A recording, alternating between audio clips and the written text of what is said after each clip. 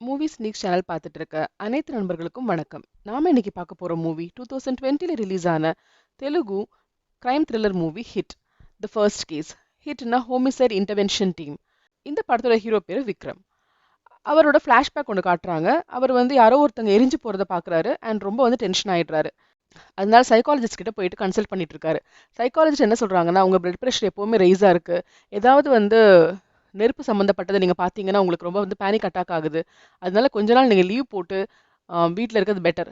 And என்ன கேட்டீங்கன்னா, ஃபுல்லாவே இந்த ஜாப் விட்டுட்டு வேற ஜாப் போறது பெட்டர் சொல்றாங்க. பட் நம்ம ஹீரோ சொல்றாரு, என்னால இந்த மாரி போலீஸ்ல இல்லாம வேற எந்த வேலையும் பார்க்க முடியாது அப்படின்னு சொல்லிட்டு போயிடுறாரு. போற வழியில அவர் தன்னோட லவ்வர பார்க்குறாங்க. லவ்வர் ஃபாரன்சிக் டீம்ல இருக்காங்க. அவங்க பேர் நேஹா. அவங்க சொல்றாங்க, டாக்டர் சொல்ற மாரி நீங்க இத பேசாம இந்த ஜாப் ரிசைன் பண்ணலாம்ல. அது மட்டும் இல்லாம உங்களுக்கு ஃபிளாஷ்பேக் என்னவோ இருக்கு. உங்க ஃபேமிலில என்ன நடந்ததுன்னு சொல்லவே மாட்டேங்கிறீங்க. என்னதான் நடந்தது அப்படின்னு கேட்குறாங்க. நான் இப்ப சொல்ல மாட்டேன் அப்படின்னு நம்ம ஹீரோ கோவமா சொல்றாரு. இவங்களுக்கு ரொம்ப கோவம் வருது. அட்லீஸ்ட் நீங்க ஒரு 6 மந்த்ஸாவது பிரேக் எடுக்கணும். அப்படி இல்லைன்னா என்ன பார்க்காதீங்கன்னு கோவமா சொல்றாங்க. அவர் கோவமா எழுந்து போயிடுறாரு. ஆனா 6 மந்த்ஸ் பிரேக் வேணும் லெட்டர் எழுதி குடுக்குறாரு. அப்போ ஹையர் அஃபீஷியல் என்ன சொல்றாங்கன்னா, ஏதாச்சும் ஒரு ப்ராப்ளம் வந்தா உடனே கால் பண்ணுவோம். நீ ஜாயின் பண்ணணும் அப்படின்னு சொல்லி அனுப்புறாங்க. அப்போ ஒரு வீட்ல இருந்து பிரீத்தின்ற பொண்ணு அவங்க அம்மாக்கு தெரியாம அப்பா கிட்ட மட்டும் பை சொல்லிட்டு கார் எடுத்துட்டு ஃப்ரெண்ட்ஸ் மீட் பண்றதுக்கு கிளம்பி போயிட்டு இருக்காங்க. அவங்க ரொம்ப தூரம் போகும்போது தான் தெரியுது அவங்க செல்போன் எடுத்துட்டு போலன்னு தெரியுது. அண்ட் கார் வேற பிரேக் டவுன் ஆகுது. அப்போ ஒரு போலீஸ் ஆஃபீஸர் அந்த வழியா போயிட்டு இருக்காரு. அவரோட அவங்கள பார்த்து கேட்கறாங்க, என்ன ஆச்சு அப்படின்னும் போது வண்டி பிரேக் டவுன் ஆயிடுச்சு. சரி, ஓகே, என்னோட ஜீப்ல வாங்க, நான் வீட்டில் ட்ராப் பண்றேன்றாங்க. இல்ல, எனக்கு போலீஸ் ஜீப்ல வரதுக்கு இஷ்டம் இல்லை அப்படின்னு அவங்க சொல்றாங்க.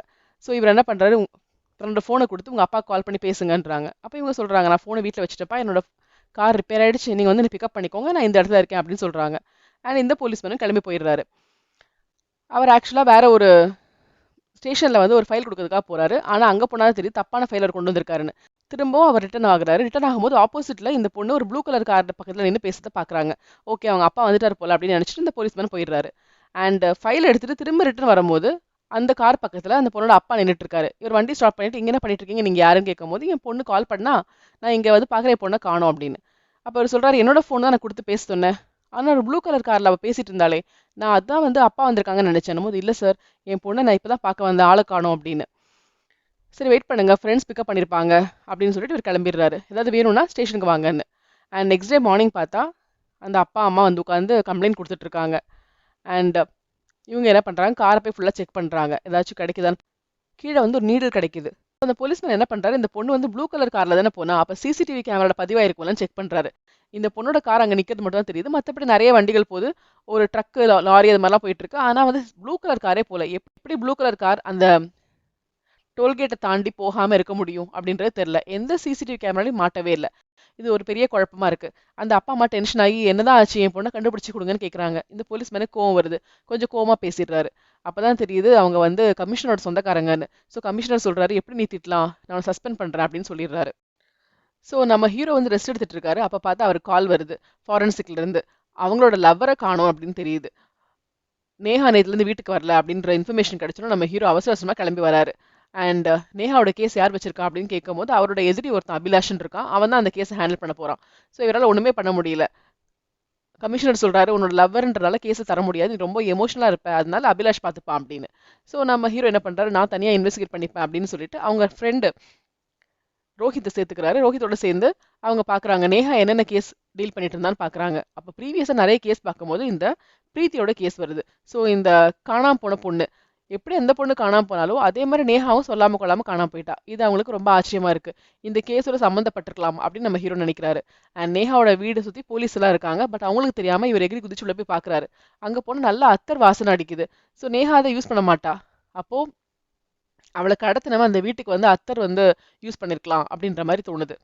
அவர் உடனே என்ன பண்றாரு, கமிஷனர் கிட்ட போய் நான் பிரீத்தியோட கேஸை டீல் பண்றேன் அப்படின்றாரு.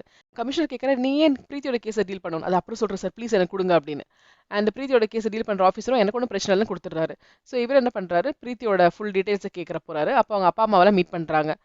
அப்போ அவங்க அப்பா அம்மா சொல்றாங்க, அவங்க ஒரிஜினல் அப்பா அம்மா இல்லைன்னு. அப்ப நீங்க யாருன்னு கேட்கும்போது, என்னோட தம்பியோட பொண்ணு அவ. சின்ன வயசுல அவ அனாத ஆசிரமத்துல இருந்தா. அங்க சரஸ்வதின்ற லேடி தான் பாத்துக்கிட்டாங்க. அப்ப என்னோட தம்பிக்கும் அவங்க ஒய்ஃப்க்கும் குழந்தை இல்லாதனால அவங்க தத்து எடுத்துக்கிட்டாங்க. அப்புறம் யுஎஸ்ஏ போயிட்டாங்க. பல வருஷம் அங்கதான் இருந்தாங்க. அங்க ஒரு ஆக்சிடென்ட்ல அவங்க இறந்துட்டாங்க. அதுக்கப்புறம் தான் நாங்க அவளை கூட்டிட்டு கார்டியனா இருக்கோம். எங்க போனா வளர்த்துட்டு இருக்கோன்றாங்க. ஸோ பிரீத்தியை ரோட்ல ஒரு போலீஸ் பார்த்தாரு இல்லையா, அவர் இப்போ சஸ்பென்ஷன்ல இருக்காரு. அந்த வீட்டுக்கும் போறாங்க நம்ம ஹீரோ. அங்க போயிட்டு அந்த வீட்டுல அந்த அத்தர் ஸ்மெல் அடிக்குதா அப்படிலாம் பாக்குறாங்க. ஏன்னா பிரீத்தி வீட்லயும் அந்த ஸ்மெல் இருந்தது. அந்த ப்ளூ கலர் காரை பார்த்தது அவர் மட்டும்தான். ஸோ அவரே வந்து ஒரு கிட்னாப்பரா இருக்கலாம்னு நினைச்சு அவங்க வீட்டுக்கு போறாங்க. பட் அந்த மாதிரி எந்த ஒரு க்ளூவும் கிடைக்கல. ஆனா நம்ம ஹீரோ வந்து கையில லைட்டா வந்து க்ளவ் மாதிரி ஒண்ணு ஒட்டி வச்சுட்டு அந்த வீட்ல இருந்து ஃபிங்கர் பிரிண்ட்ஸ்லாம் எடுத்துட்டு வராங்க. ஒவ்வொருத்தரை மீட் பண்ணும்போது அவங்க கிட்ட இருந்து ஃபிங்கர் பிரிண்ட்ஸ் அவங்களுக்கு தெரியாமலே கலெக்ட் பண்றாங்க. அண்ட் பிரீத்தியோட பெஸ்ட் ஃப்ரெண்ட் யாருன்னு பாக்குறாங்க. அவளோட பாய் ஃப்ரெண்ட், அவளோட பெஸ்ட் ஃப்ரெண்ட் எல்லாரையும் பார்த்து பேசுறாங்க. எல்லார்கிட்டயும் அவங்களுக்கு தெரியாம அவர் வந்து டிஎன்ஏ சாம்பிள்ஸ் கலெக்ட் பண்ணிட்டு இருக்காரு. அவங்களுக்கு ஈவன் அந்த பிரீத்தியை வளர்க்குற அவங்களோட அப்பா அம்மா மேல கூட சந்தேகம் வருது. ஏன்னா வந்து அவங்க தம்பியோட சொத்தெல்லாம் அவங்களுக்கு வந்துரும் பொண்ணு இல்லைன்னா. ஸோ அதனால அவங்க கூட ஏதாவது கடத்திருக்கலாமோ, ஆபத்து ஏற்படுத்தலாமோன்னு தோணுது. அண்ட் அந்த அனாத ஆசிரமத்துக்கு பிரீத்தி வந்து வருஷம் நிறைய அமௌண்ட் கொடுத்துட்டு இருக்கா. அந்த அனாதாஷ்டமே இவங்களால தான் ரன் ஆயிட்டு இருக்கு. ஸோ அவங்க நிறைய பணத்துக்காக பிரீத்திக்கு ஏதாவது ஆபத்து ஏற்படுத்தியிருக்கலாமா அப்படின்னு டவுட் வருது. அந்த சரஸ்வதியும் போய் அவங்க விசாரிக்கிறாங்க. அப்பதான் தெரியுது பிரீத்தியோட பக்கத்து வீட்டில் இருக்க ஒரு லேடி ஸ்வப்னான்னு பேரு. அவங்க வந்து ரொம்ப மாடர்னா இருக்காங்க. அந்த லேடி அவளுக்கு ஃப்ரெண்டுன்னு தெரியுது. அவங்க ஒரு ஆர்டிஸ்டா இருக்காங்க. அவங்கள போய் இவங்க மீட் பண்றாங்க. அவங்க சொல்றாங்க, நான் ஒரு டிவோர்சி. இங்க இருக்க யாருமே என்கிட்ட பேச மாட்டாங்க. பிரீத்தி மட்டும் தான் என்கிட்ட நல்லா பழகுவா. அவங்க ஃப்ரெண்ட்ஸ் கிட்ட நல்லா ஃப்ரெண்டா பழகுவேன். அவ காணாம போனது கஷ்டமா இருக்கு. என்னோட ஒரே ஃப்ரெண்ட் அவ தான். சீக்கிரம் கண்டுபிடிச்சு கொடுங்க அப்படின்னு அவங்க சொல்றாங்க. பிரீத்தி வந்து ஆக்சுவலா அடிக்கடி ஒரு பப்புக்கு போவாங்க ஃப்ரெண்டு கூட. ஸோ அந்த பப்புக்கு போய் இவர் விசாரிக்கிறாரு. அப்ப அங்க வந்திருக்க ஒரு சர்வர் மாதிரி ஒருத்தர் இருக்கான். அவன் கிட்ட கேட்கலாம் அப்படின்னு சொல்லி அவனை கூப்பிடும்போது அவன் பயந்து அடிச்சுட்டு ஓடுறான். அவனுக்கு ஏதோ தெரிஞ்சிருக்கும் போலன்னு ஃபாலோ பண்ணிட்டு அவனை வந்து சேஸ் பண்ணி அடிச்சு பிடிக்கும்போது அவன் சொல்றான், நான் வந்து ட்ரக்ஸ் விற்பேன் சின்ன பசங்களுக்கு. அதனால தான் நீங்க கண்டுபிடிச்சிட்டீங்கன்னு பயந்து ஓடுனேன்றான். ஸோ அந்த கேஸுக்கும் அவனுக்கும் சம்மந்தம் இல்லைன்னு தெரியுது. நம்ம ஹீரோக்கு ரொம்ப கஷ்டமா இருக்கு. யாருன்னே கண்டுபிடிக்க முடியல. பிரீத்தி எங்க இருக்கானே தெரியல. எந்த காலும் வரல. அவ உயிரோடு இருக்காளேன்னு டவுட்டா இருக்கு. அப்ப அவர் என்ன சொல்றாரு, நீங்க வந்து ஒரு பூஜை பண்ணுங்க அப்படின்னு சொல்லிட்டு பிரீத்தியோட அப்பா அம்மா கிட்ட சொல்றாங்க. எதுக்குன்னு கேட்டா ப்ளீஸ் பண்ணிடுங்கன்னு சொல்லி வந்துடுறாங்க. அவங்க ஃப்ரெண்டு ரோஹித் கேட்குறாரு, எதுக்கு பண்ண சொல்றேன்னு. கண்டிப்பா வந்து மனசுல குற்றம் இருக்கவங்கலாம் இந்த பூஜைக்கு வர மாட்டாங்க. பிரீத்தி கிடைச்சிடணும் நாங்க பண்ற பூஜைக்கு உண்மையா அக்கறைக்கு தான் வருவாங்க. ஸோ யார் வரலையோ நம்ம அவங்களை ட்ரேஸ் பண்ணலாம் அப்படின்னு ஐடியா பண்ணியிருக்காரு. ஆனா அந்த பூஜைக்கு கமிஷனர், அனாதாசிரமத்தோட ஓனர் சரஸ்வதி, அதுக்கப்புறம் அவங்களோட பாய் ஃப்ரெண்டு, பெஸ்ட் ஃப்ரெண்டு எல்லாருமே வந்திருக்காங்க. இவர் சஸ்பெக்ட் பண்ற யாரும் வராம இல்ல. பக்கத்து வீட்ல இருக்க அந்த லேடி ஸ்வப்னா அவங்க திடீர்னு பூஜை நடந்துட்டு இருக்கும்போது ஓடி வராங்க. சீக்கிரம் வாங்க சீக்கிரம் வாங்கன்ட்டு. என்னன்னு பார்த்தா, எங்க வீட்டுக்கு வந்து பாருங்கன்னு. வீட்டு வாசல்ல வந்து பேப்பர் இருக்கு. அதுல வந்து பிரீத்தோட டெட் பாடி ராஜுவோட ஃபார்ம் ஹவுஸ்ல இருக்கும் அப்படின்னு ஏதோ ஒரு ஃபார்ம் ஹவுஸ் தூரத்துல இருக்கு. அங்க இருக்கும் அப்படின்னு போட்டிருக்கு. இது இறங்கி வரும்போது பார்த்தேன். நான் பூஜைக்கு தான் ரெடியாகி வந்துட்டு இருந்தேன். எனக்கு பயமா இருக்கு அப்படின்னு அவங்க அழறாங்க. இது ராஜுவோட ஃபார்ம் ஹவுஸ் எங்க இருக்கு அப்படின்னு இவங்க பாக்குறாங்க. நம்ம ஹீரோக்கு பயமா இருக்கு. ஏன்னா அவங்க லவரையும் காணோம். ஸோ அவளோட பாடி கிடைக்குமோ இல்ல பிரீத்தி பாடி அங்க இருக்கா ஒன்றும் புரியல. அதே சமயத்துல ஸ்வப்னாவோட வீட்ல வந்து அந்த லேடி ஆர்டிஸ்ட்ன்றனால நிறைய வந்து பென்சில் டிராயிங்லாம் பண்ணியிருப்பாங்க. இப்போ வந்திருக்க அந்த லெட்டர் கூட பென்சில்ல பண்ண மாதிரி தான் இருக்கு. ஸோ 2 ஹேண்ட் ரைட்டிங் ஒண்ணான்னு செக் பண்றாங்க. அப்ப ஹேண்ட் ரைட்டிங் எக்ஸ்பர்ட் சொல்றாங்க 95% ஒரே மாதிரி தான் இருக்கு அப்படின்னு. அப்ப அவங்களுக்கு ஸ்வப்னா மேல ரொம்ப டவுட் வருது. அவங்க வீடு ஃபுல்லா செக் பண்றாங்க. ஆனா எந்த ஒரு தடயமும் கிடைக்கல. ஆனா வீட்டை விட்டு வெளியே வரும்போது ஒரு கார் வந்து க்ளோஸ் ஆயிருக்கு. இது யாரோட கார்னா என்னோட கார்னு சொல்றாங்க. ஓப்பன் பண்ணி பார்த்தா ப்ளூ கலர் கார். ஸோ பிரீத்தி வந்து கடைசியில எந்த கார் பக்கத்துல பேசிட்டு இருந்தாங்களோ அந்த கார் கலரே இருக்கு. ஓகே, அவங்களோட காரை ஓப்பன் பண்ணி பார்த்தா உள்ள நிறைய வந்து அந்த லேடி எழுதி எழுதி ப்ராக்டிஸ் பண்ணியிருக்கா. டெட் பாடி இங்க இருக்கு அப்படின்ற எழுத்துக்கள் நிறைய இருக்கு. இப்போ அவ்வளவுதான், அவளை பிடிச்சி அரெஸ்ட் பண்ணி கொஸ்டின்ஸ் கேட்குறாங்க. இப்போ இந்த லேடி சொல்றா, என்னை மன்னிச்சிருங்க, எனக்கு அந்த ராஜு பத்தியும் தெரியாது, ஃபார்ம் ஹவுஸ் பத்தியும் தெரியாது. அங்க ஒன்று இருக்குன்னு தெரியும், சும்மா அதை யூஸ் பண்ணேன். நீ என்ன லூஸா ஏன் யூஸ் பண்ணேன்னு கேட்கும்போது, அந்த ஏரியால நான் ஒரு டைவர்சி, என் கூட யாருமே பழக மாட்டேங்கிறாங்க. பிரீத்தி மட்டும் தான் பழகுனா. நான் பிரீத்தியோட கேஸ்ல ஹெல்ப் பண்ற மாதிரி இன்ஃபர்மேஷன் கொடுத்தேன்னு சொன்னா மக்கள்லாம் வந்து அவன் நல்லது பண்றா அப்படின்னு நினைச்சு எனக்கு ஃப்ரெண்ட்ஸ் ஆவாங்கன்னு நினைச்சேன். அதனால தான் அப்படி பண்ணேன்னு. இவ்ளோ முட்டாளா நீ பேசிட்டு இருக்கேன்னா, ஆமா எனக்கு வேற யாரும் இல்ல. அதனால அப்படி பண்ணிட்டு மன்னிச்சிருங்க சார்ன்னு அழறா. ஆனா அவ மேல ஃபுல் டவுட் இருக்கு. அவள வந்து மன்னிக்கிறதா இவங்க இல்ல. இப்ப வந்து பிரீத்தி கேஸ் மட்டும் இல்ல. அவங்க லவர் நேஹா கேஸையும் கமிஷனர் இவர்கிட்டயே கொடுத்துட்டாங்க. அப்போ வந்து ஹிப்னாட்டிஸ் பண்ற மாதிரி பண்ணி அந்த மாதிரி கொஸ்டின் வரவழைக்கிறாங்க. அப்பவும் வந்து உண்மை தெரிய மாட்டேங்குது. நெக்ஸ்ட் ட்ரக் கொடுத்துட்டு அது மூலமா வந்து உண்மையை வர வைக்க பாக்குறாங்க. ஆனா அதுக்கு கோர்ட்ல பெர்மிஷன் வாங்கணும். ஆனா நம்ம ஹீரோ அவளை பயமுறுத்தி, நீ ஒழுங்கா சொல்லனா நீ வாழ்க்கை ஃபுல்லா ஜெயில இருப்ப அப்படி மிரட்டவும் எனக்கு ட்ரக் கொடுத்து உண்மையை கேளுங்கன்றாங்க.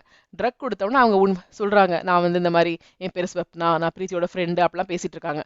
அப்படி பேசிட்டு இருக்கவங்க லாஜிக்கே இல்லாம நேஹா எப்படி இருக்கான்ற மாதிரி பேசிடுறாங்க. உடனே நம்ம ஹீரோக்கு ரொம்ப டென்ஷன் ஆகுது. இவதான் 2 பேரும் இதை பண்ணிட்டான்னு. அப்ப டாக்டர் சொல்றாங்க, அப்படிலாம் இல்ல, நீங்க டெய்லி அவளை இன்ட்ராகேட் பண்ணி நேஹா பத்தி சொல்ல அப்படிலாம் கேட்கும்போது அது மனசுல பதிஞ்சிருக்கு. அதனாலதான் அவங்க மயக்கத்துல சொன்னாங்க அப்படின்றாங்க. ஆனா நம்ம ஹீரோ வந்து ஓவரா கத்துறாரு. இது வந்து கமிஷனருக்கு போயிடுது. அவருக்கு செம கோவம். என்ன கேட்காம எப்படி நீ இந்த மாதிரி டெஸ்ட் எல்லாம் பண்ணலாம், இனிமே இந்த மாதிரி ஹேண்டில் பண்ணக்கூடாதுன்னு திட்டுறாரு.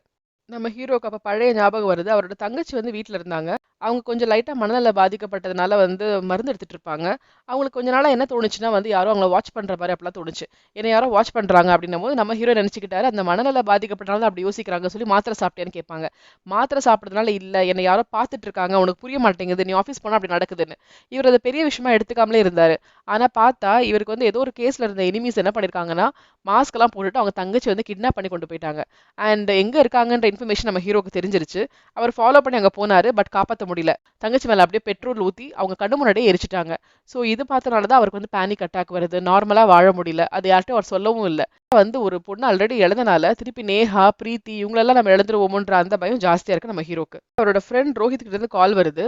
அந்த ஸ்வப்னா எழுதின மாதிரியே ராஜுவோட ஃபார்மோட பேக் சைட்ல இருந்து வந்து ஒரு டெட் பாடி கிடைச்சிருக்கு அப்படின்னு.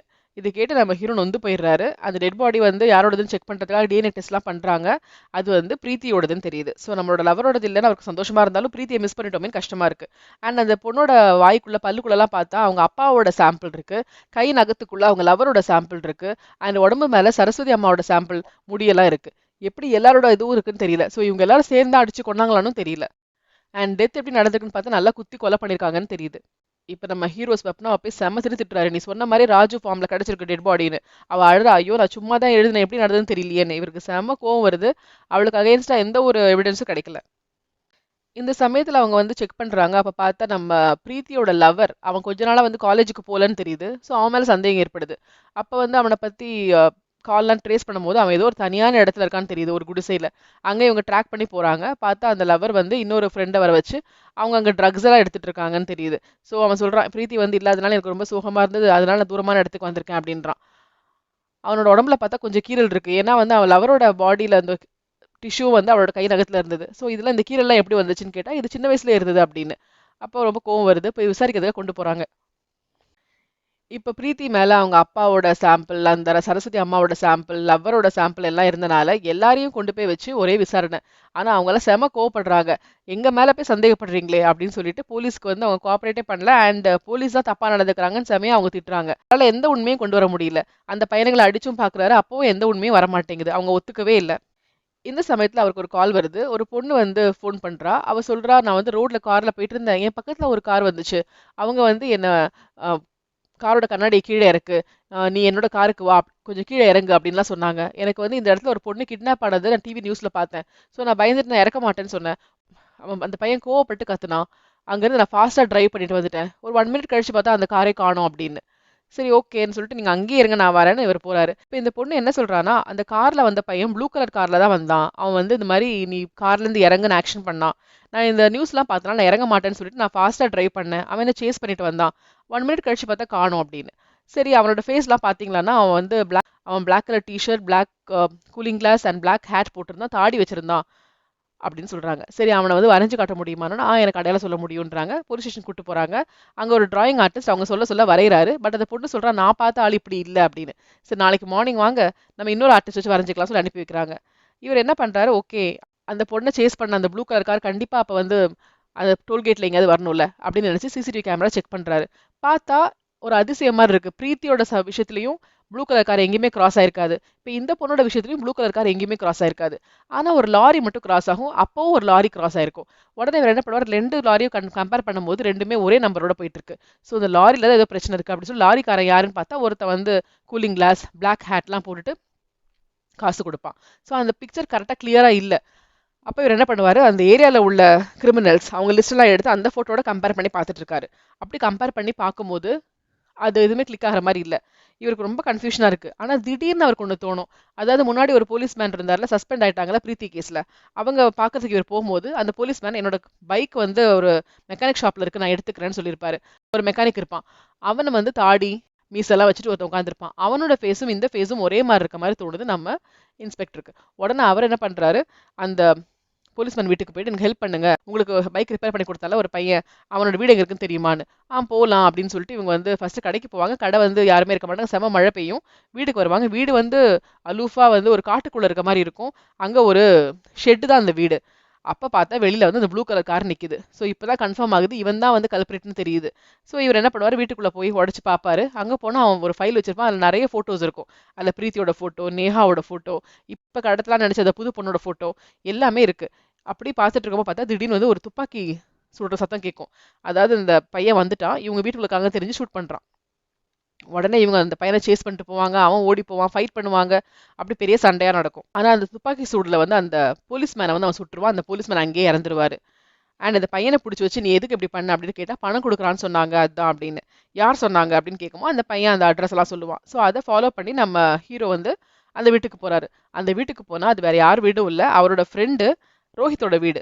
உடனே ரோஹித் கிட்ட கேட்குறாரு, எனக்கு எல்லா உண்மையும் சொல்லு, இங்கே என்ன நடக்குது அப்படின்னும் போது ரோஹித் வந்து, நீ இங்கே வரைக்கும் வருவேன்னு தெரியும், நீ ஸ்மார்ட்னு தெரியும், ஆனால் வந்து இவ்வளோ ஃபாஸ்ட் வரும்னு நினைக்கல, இந்த நாளுக்காக நான் காத்துட்டு இருந்தேன் அப்படின்னு. என்ன உளறிட்டு இருக்க, இப்போ என்னதான் பிரச்சனை, நீ சொல்லு இங்கே என்ன நடக்குது அப்படின்னு கேட்கும்போது ரோஹித் பதில் சொல்ல மாட்டாரு. துப்பாக்கி எடுத்து அவரே ஷூட் பண்ணிப்பாரு, அவர் செத்துடுவார். நம்ம ஹீரோ அப்படியே ஷாக் ஆகி நிற்பாரு. அப்பதான் மேலே அவங்க ஒய்ஃப் ஓடி வருவாங்க, லதான்றவங்க. ஐயோ என்னால என் ஹஸ்பண்ட் இறந்துட்டாரேன்னு அழுவாங்க. இப்போ லதாவை வந்து என்ன விஷயம் அப்படின்னு கேட்கும்போது தான் லதா சொல்லுவாங்க, ஆக்சுவலி அந்த பிரீத்தி வேற யாரும் இல்ல, பிரீத்தி, நான், என் தங்கச்சி எல்லாருமே வந்து அந்த சரஸ்வதி அம்மாவோட அனாதாசிரமத்துல வளர்ந்துட்டு இருந்தோம். சின்ன வயசுல இருந்து நாங்க கஷ்டப்பட்டு வளர்ந்துட்டு இருந்தோம், ஒண்ணா இருப்போம். அதுல என் தங்கச்சிக்கு வந்து ஹார்ட்ல ஒரு சின்ன பிரச்சனை இருந்தது.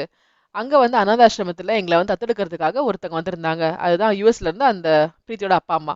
ஸோ அவங்க வந்திருக்கும் போது எங்க 3 பேருமே அவங்களுக்கு பிடிச்சிருந்தது. யாரை எடுத்துக்கிறீங்க அப்படின்னும் போது எங்களுக்கு தெரியல, 3 பேருமே பிடிச்சிருக்கு அப்படின்னாங்க.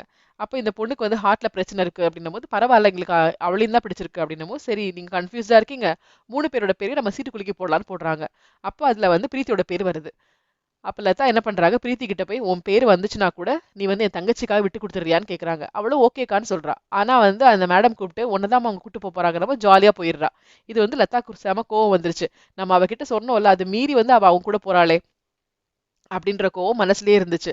ஒரு 2, 3 மாசத்துலயே அவங்க தங்கச்சி வந்து உடம்பு சரியில்லாம இறந்து போயிடுறா. அவ மட்டும் யுஎஸ் போயிருந்தா இறந்து போயிருக்க மாட்டாள்ல. பிரீத்தியால தான் இறந்து போயிட்டான்ற கோவம் லதாக்கு மனசுக்குள்ளேயே இருக்கு. அப்படியே இருந்து படிச்சு பெரியவளாகி இந்த ரோஹித்ன்றவரை கல்யாணம் பண்ணிக்கிட்டா. ஆனா வந்து ஒரு நாள் அவ பப்புக்கு போயிருப்பா ரோஹித் கூட. அப்பதான் அவ பிரீத்தியை பாக்குறா. பிரீத்தி இவ்வளவு சந்தோஷமான வாழ்க்கை வாழ்றா. அவ வந்து பணக்காரியா இருக்கா அப்படின்றதெல்லாம் பார்க்கும்போது நம்ம தங்கச்சியோட வாழ்க்கை போச்சு அப்படின்ற ஞாபகம் லதாக்கு வருது.